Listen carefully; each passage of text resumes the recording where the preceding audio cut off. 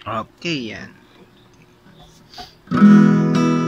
Major 7 naman tayo ngayon. Kunin natin yung E major 7.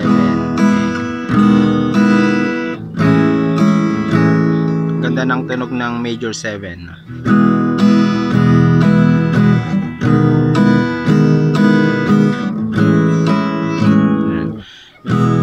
E major 7. Pagpalagay natin yung D chords, tapos mag D major 7 tayo. Mayroon yan sa chord chart.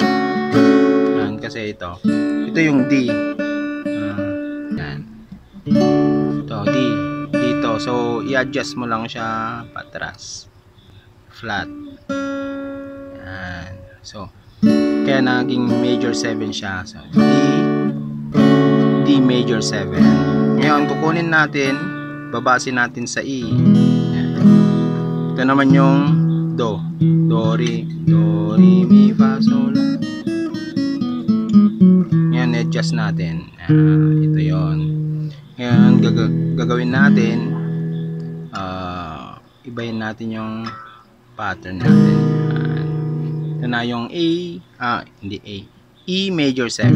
Yan. Subukan natin. 2, 3, go.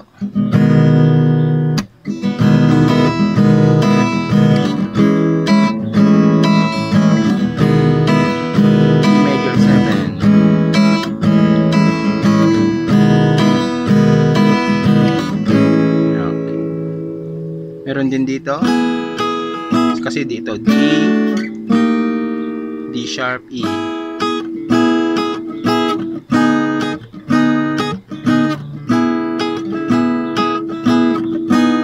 Kaso nga lang kapag dito ang chords mo tapos bigla kang pupunta rito ng major 7, parang masyadong malayo yung kuha ng tunog niya. Kasi ito bass tunog, tapos ito biglang high pitch tunog.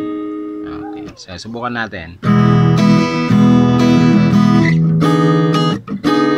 Yeah. Biglang bass, tapos biglang high pitch. Ngayon, dahil halos hindi sila magkabagay, hindi sila bagay, ito na lang ang ginawa natin. Hinahanap natin yung major 7 sa ganitong pattern. Okay, chords tayo. Gagawin natin chords A major 7, tapos E major 7. 1, 2, 3, go.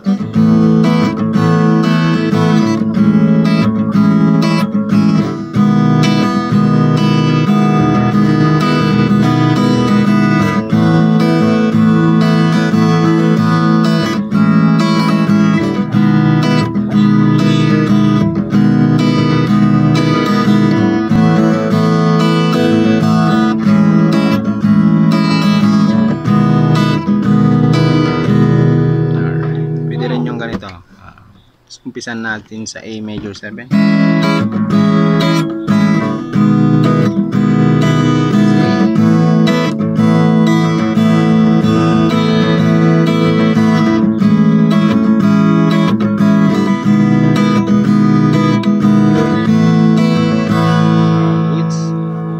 na yan.